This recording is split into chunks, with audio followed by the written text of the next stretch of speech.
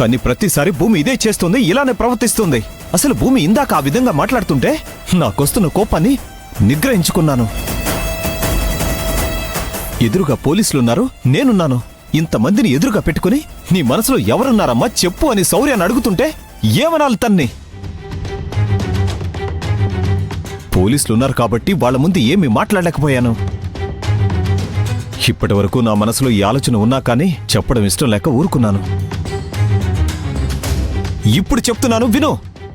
శౌర్యకి అరవింద్కి పెళ్లి జరగడం ఇష్టం లేకపోతే దయచేసి ఈ పెళ్లి జరిగేంత వరకు మీ ఇద్దరు ఇంట్లో నుంచి వెళ్ళిపోండి.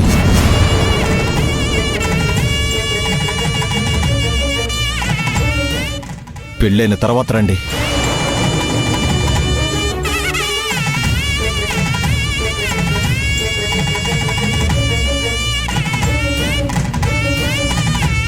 ఏ బాధగా అనిపిస్తోందా?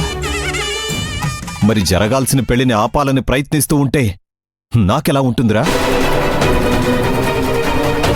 1-2 సార్లు అవమానపడ్డాను. ఎలాగోలా అత్తయ్యతో మాట్లాడి అలాగే ఈ పెళ్లికి ఒప్పించింది. అరవింద్ కూడా అర్థం చేసుకున్నాడు, శౌర్యం చేసుకోవడానికి ఒప్పుకున్నాడు.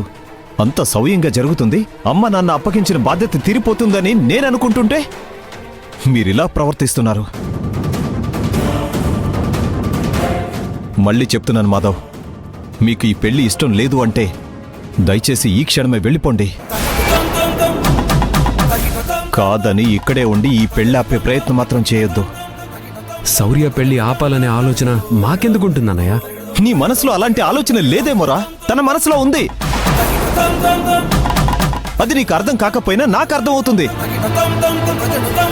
తన వల్ల అమ్మా నాన్న బాధపడుతున్నారు. బాధపడటమే కాదు, ఈ పెళ్లి ఎక్కడ ఆగిపోతుందని భయపడుతున్నారు.